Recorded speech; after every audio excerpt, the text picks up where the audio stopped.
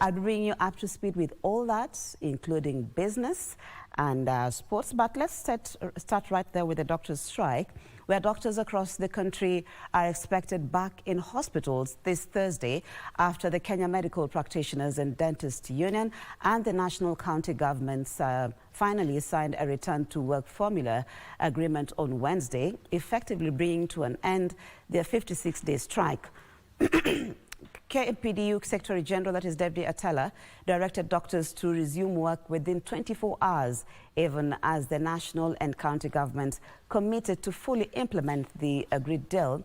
This as the issues of posting of medical interns remain unresolved. Joseph Wakungu kicks off our bulletin this morning. After 56 days of push and pull, striking doctors and the national and county governments finally put pen on paper on a deal. The signing of a return-to-work formula at the Kenyatta International Convention Centre in Nairobi was witnessed by Head of Public Service Felix Koskei, Labour Cabinet Secretary Florence Bore, her Public Service counterpart Moses Kuria, among others. Health Cabinet Secretary Susan Nakumicha and Council of Governors Chair Anne Waiguru expressed relief and commitment to fully implementing the signed deal. I am confident that what we have signed on to today, having consulted widely, this is a deal that is going to be implemented by all of us. We will be continuing with the process of dialogue and negotiation with the other outstanding institutions that we haven't yet settled. Kenya Medical Practitioners and Dentists Union Secretary General Deputy Atala confirmed that of the 19 issues, an agreement is yet to be reached on the posting of medical interns on 206,000 shillings monthly salary. And so from the document that we had a very long meeting today with our National Advisory Council, that is the highest decision-making organ. And they endorsed that we signed this particular return to work formula today so that it can pave way for the doctors to resume work within 24 hours from now. And that means the strike that began on 13th of March 2024 has been called off. All the doctor interns, that is the medical officer interns, the pharmacist interns, and the dentist interns will have to wait a little bit longer. We have agreed on a 60 days period that they will not be posted, but we'll be having conversations on this issue.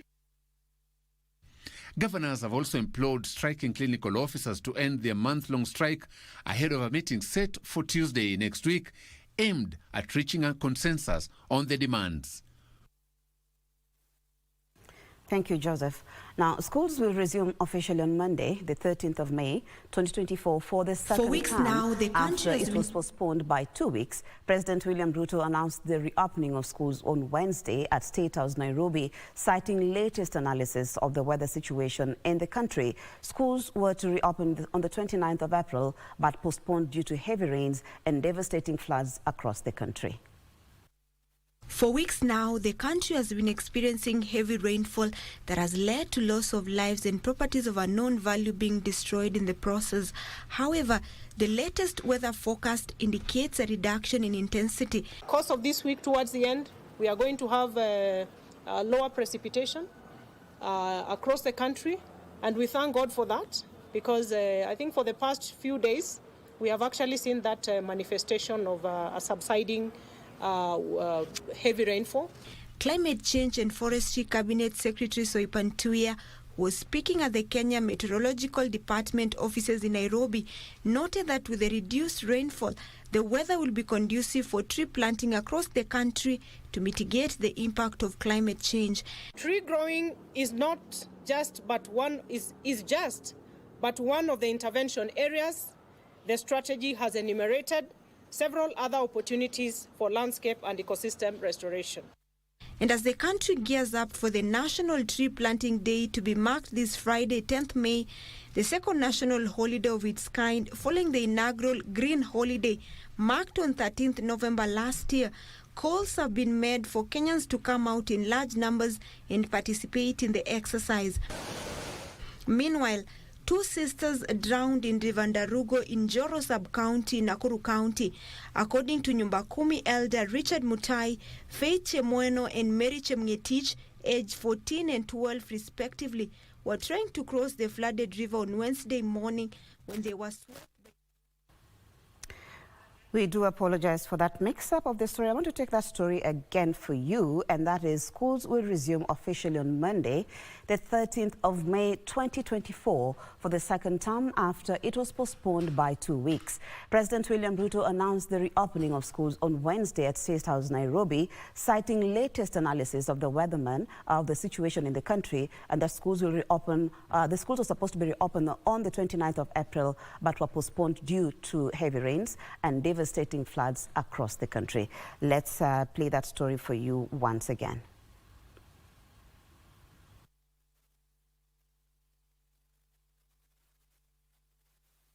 Parents have been urged to take their children back to school for second term on the 13th of May 2024.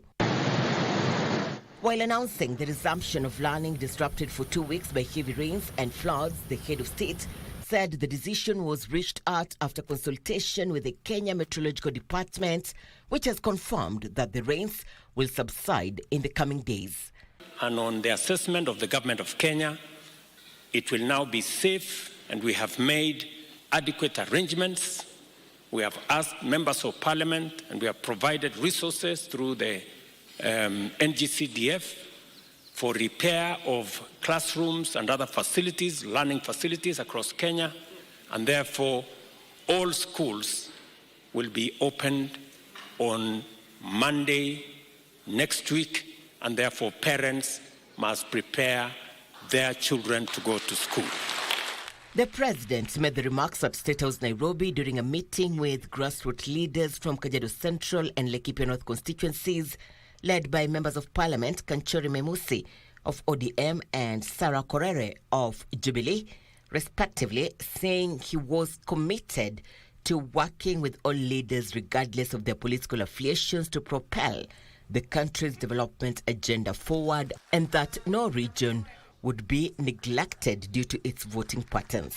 Ile kitu wengi hawakujua ni kwamba mimi nilikuwa Azimio physically, but my soul was in UDA. Now I've come to reconcile my soul and my body and my mind. That's why I'm here. And Your Excellency, ukiona pia nimekuja na Mheshimiwa Kaparo, unajua maneno sasa ni sawa sawa. Unajua hii maneno hii inakuwa ngumu saa ingine.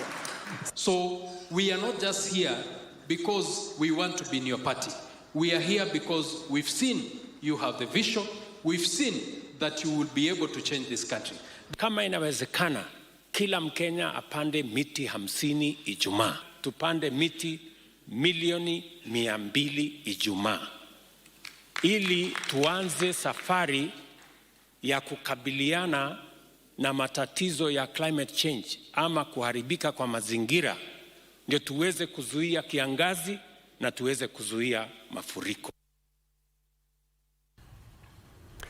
The weatherman says that most parts of the country are in the coming weeks expected to experience reduced rainfall. However, heavy rains is expected to persist in western and the coastal region until the end of June.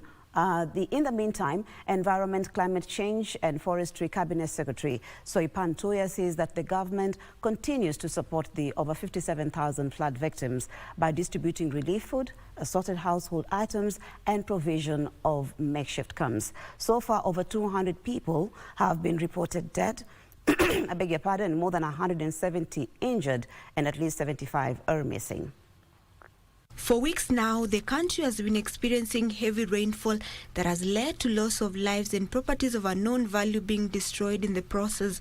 However, the latest weather forecast indicates a reduction in intensity. Course of this week, towards the end, we are going to have lower precipitation across the country, and we thank God for that, because I think for the past few days, we have actually seen that manifestation of a subsiding heavy rainfall. Climate Change and Forestry Cabinet Secretary Soipan Tuya, was speaking at the Kenya Meteorological Department offices in Nairobi, noted that with the reduced rainfall, the weather will be conducive for tree planting across the country to mitigate the impact of climate change. Tree growing is not just but one but one of the intervention areas. The strategy has enumerated several other opportunities for landscape and ecosystem restoration. And as the country gears up for the National Tree Planting Day to be marked this Friday, 10th May, the second national holiday of its kind, following the inaugural Green Holiday marked on 13th November last year, calls have been made for Kenyans to come out in large numbers and participate in the exercise. Meanwhile, 2 sisters drowned in River Ndarugo in Njoro Sub-County, Nakuru County. According to Nyumba Kumi elder Richard Mutai, Faith Chemweno and Mary Chemngetich, aged 14 and 12 respectively, were trying to cross the flooded river on Wednesday morning when they were swept by the raging waters. The bridge, ile hajatengenezwa 3 years, about 3 years, kama tunalalamika. Elsewhere, the search of the body of a man who was swept away in his vehicle by River Sagana last Thursday is still ongoing with the help of the Kenya Defence Forces Disaster Response Battalion, who spent the better part of their day trying to retrieve the body. Tengeza team katika hizo county nimetaja waweze kuenda Mombasa, wawe trained, wakuwe kama emergency team yetu kwa sababu ya maji. In Baringo County, it is a double tragedy for over 300 families displaced by floods who are camping in Moinonin, Baringo North, following persistent attacks which led to the killing of 17 people. However, the locals are adamant to go back to their homes despite the assurance by the government that they will provide security. Serikali tunaomba wasaidie sisi mahali ya kwenda na mahali pia ya kuishi, kwa sababu shule ikifunguliwa hatujui sasa hata school fees watoto wataenda na nini. More families continue to suffer due to floods in various parts of the country as the government and other well-wishers offer support to the affected. The First Lady, Rachel Ruto, visited affected families in Kitengela, Kajiado County and gave them food and household items. The arrival of First Lady Rachel Ruto at Kitengela, Kajiado County with food and non-food items was a little sigh of relief to some 800 affected families. Meona kule Magadi vile maji imeweza kubeba hata sehemu fulani, nafikiria ilikuwa hospitali ama shule hivi, lakini tunajua kwamba hii shida ya mafuriko sio Kajiado peke yake, ilhali ni nchi yetu ya Kenya nzima pamoja hata na sehemu ya Afrika Mashariki na sehemu nyingine ya dunia. Karibu kila kaunti imeweza kuadhirika, na leo mama yuko hapa, tulikuwa naye Kibira, tulikuwa naye pia kule Narok, na leo yuko hapa aseme pole kwenu. The aid was provided in collaboration with the national government, the county government of Kajiado, the Chandaria Foundation, the Aga Khan University Hospital and local leaders. The same kind of reprieve was also felt in Dagoretti South, Nairobi County, following the visit by Investment, Trade and Industry Cabinet Secretary Rebecca Miano, who distributed an assortment of food and non-food items. Tukimaliza hii maneno ya mvua na mafuriko, sasa nije wakati mwingine tujadiliane maneno ya biashara. Meanwhile, the State Department for Correctional Services has donated foodstuff worth 2.4 million shillings to Kenya Red Cross. The foodstuffs, which include maize flour, sugar, beans, rice among others, will go a long way in assisting victims of floods. The Principal Secretary for Correctional Services, Salome Muia Biko, made a clarion call to Kenyans of goodwill to also join hands and assist those affected by floods. Over 250 people countrywide have lost their lives so far, with heavy rains expected to continue in several parts of the country. Thank you, Tilio Marco, for that report. On that note, let's take a break.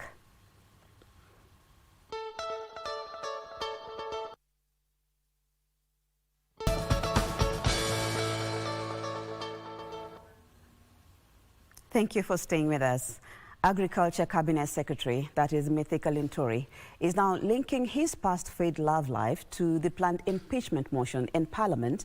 Linturi, who appeared before the 11-member Select Committee of the National Assembly, claimed that the impeachment motion has the footprints of the Aldai Member of Parliament, Mary Kaitani, whom they had a nasty breakup and nothing to do with the alleged fake fertilizer scandal. While pleading not guilty to all the allegations labelled against him, he urged the committee to judge him not through the lens of his past.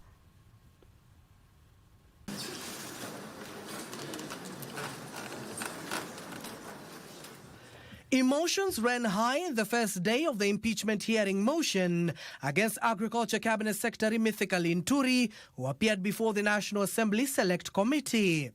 Honorable Franklin Mythical Linturi, the Cabinet Secretary, do you agree or disagree with the... I totally disagree. The CS, who is at the center of the alleged scandal through his legal counsel, argued that the whole impeachment plan is a well-choreographed plan with signatures not related to the alleged fake fertilizer scandal. As human beings, there is a tendency sometimes to say, it is that bad guy again. The Honorable Linturi, of course, as you'll find in his response about this issue, is that this campaign was sponsored by the previous administration, which again latched onto the personal, commercial, family disputes. And I reiterate very politely and very respectfully, let Honorable Linturi, Cabinet Secretary, go. It's not fit to continue to be known. The CS dragging Aldai Member of Parliament Marian Keitani's name to his woos, claiming she authored the impeachment motion and that Bumula Member of Parliament was just a decoy to surrender him to the altar of sacrifice. That the real mover of this motion before you is the Honorable Member for Aldai. If that ex-wife is alive and can be here, it will be in order, because sometimes talking about people who can also talk for themselves is fair. I do contact ladies. I do talk to ladies in the evening. I talked to her last night. She's very much alive. After reading the response that has been filed in the court. When counsel for the mover accepts him before this committee that was called, was having a discussion with the so-called, with the person that you are referring to as a proxy, one wonders what is it that was being discussed. That these are grievous matters of national importance to be reduced to love matters. Ukiachwa achika. The chair of the committee has allowed both parties to bring forth new evidence, provided they relate to the impeachment motion. Abdiaziz Hashim reporting there. Let's go to the corridors of justice, where the trial of former Migori County Governor Okoth Obado and two other accused persons in the murder of Sharon Otieno has entered home stretch, with the investigating officer in the case giving his testimony. The hearing, which will end today, will give Milimani High Court Judge, that is Justice Cecilia Githua, ample time to deliver on a ruling, that is, on whether Okoth Obado and his co-accused have a case to answer in the 2018 murder of the former Rongo University student. Details in the Scales of Justice with Ruth Wamboy. At the Milimani High Court, and the 42nd prosecution witness, Chief Inspector Nicholas Solesena under Serious Crime Unit, took the stand to give his testimony. Before then, eventually came up with this beautiful statement. Yes, perfect. So why was he arrested? My lady, everybody was a suspect in Migori County regarding the disappearance of the deceased. Yes, and that is why he was arrested. Eventually, even MCA, we arrested him. Olesena showed the court photographic exhibits from the scene of the alleged murder toward a bridge. The investigator informed the court DNA test results revealed that there was 99.99 that Okoth Obado was the father of Sharon Otieno's unborn child. There is a possibility that the two men alighted when the car that the PW38 was driving. slowed at the pump. And the two men got out of the fuel trying to check whether they could see XYZ where he had fallen. That's the evidence you want to convict these three guys of murder? Absolutely. Defense lawyers led by Kyoko Kilukumi and Roger Sagana, while cross-examining the investigator, raised an eyebrow on many instances and as to why he believed a prosecution witness jumped from a moving car. The documents you have show that the tracker was on and then off and then back on, and does not say the tracker was removed and subsequently returned. The hearing continues. Meanwhile, there was drama at Embu's High Court when 35-year-old Dedan Njeru disrupted the court session by hurling insults to the judge before he was sentenced to 25 years for the offense of murder. 4 years mtoto sio wake, unknown person. Unaniambia mpaka amenishika naje. Two prison officers had to handcuff him while on the dock and stand near him as presiding Judge Lucy Njuguna sought to explain to him that due process was followed during trial. Let me explain. You tell the court that you don't want the counsel that you have been given by the court, and you want your own counsel. Wait. When we gave him Mr. Mushani proceeded with that case for a very, very long time, and we never raised any objection. He is accused of killing a 4-year-old Braden Mutwiri for ritual purposes on December 9, 2020. With the cause Obado murder hearing of former Arongo University student Sharon Otieno almost coming to an end, it remains to be seen whether the trial court will allow the defense to show a video simulation of a one witness's stand. Ruth Wamboy reporting from Milimani High Court. Thank you, Ruth Wamboy. Engineers should integrate climate-smart innovation in their work to meet the demands of changing times. Roads and Transport Cabinet Secretary Kipchumba Murkomen says heavy rains have brought the engineering profession into sharp focus, with calls emerging on the need for reinvention, specialization, and leveraging on technology. The engineering profession has over the years come under scrutiny over cases of collapsed buildings, and the pressure continues to mount as adverse effects of climate change are felt.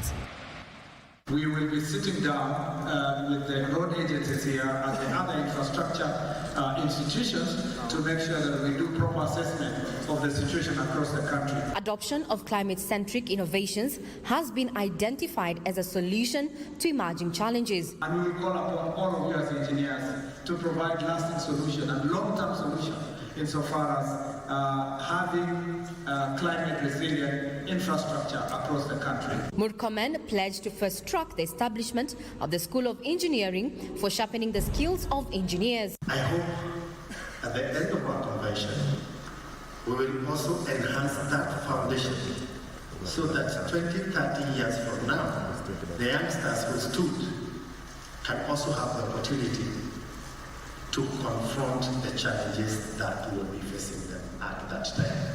In a population of 50 million, we are 4 short. And that is why we give ourselves this big task to mentor and develop engineers. Engineers Board of Kenya is calling for the full implementation of the local content policy to secure work opportunities for local engineers. Secondly, our chief guest is to strengthen compliance to the Engineers Act of 2011 to 100% by developing and enforcing engineering standards in the national and the county government. The on a clarion call to have the integration of climate-smart innovations in this particular field to engineer for the future.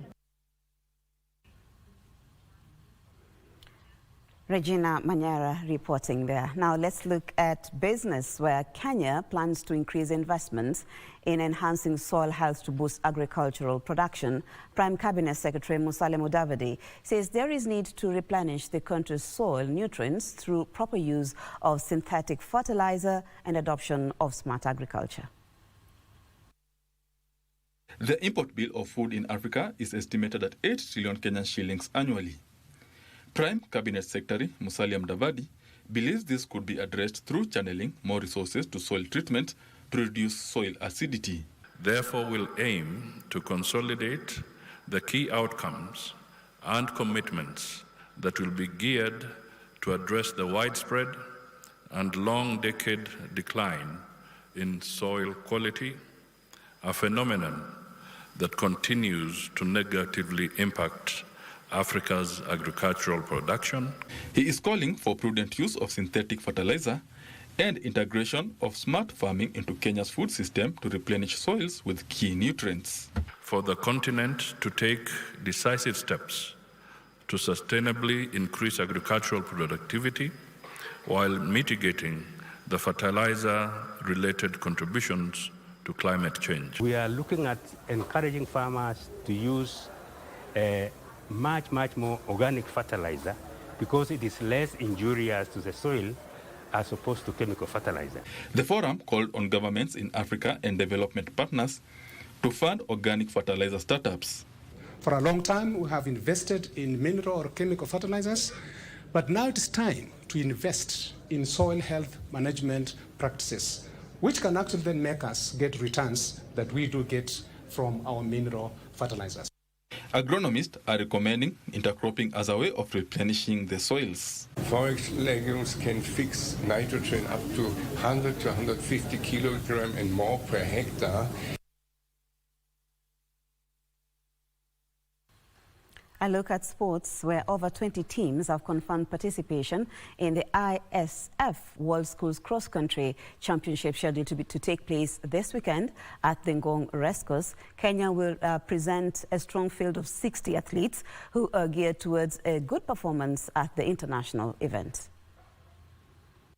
Diana Chepkemoi, a Form 3 student at Saramek Secondary School in Londiani, Kericho County, who bagged bronze in the World Cross Country 6-kilometer race in Serbia, will headline the girls under-18 team and is relying on her experience from Serbia to produce a stellar performance on Sunday.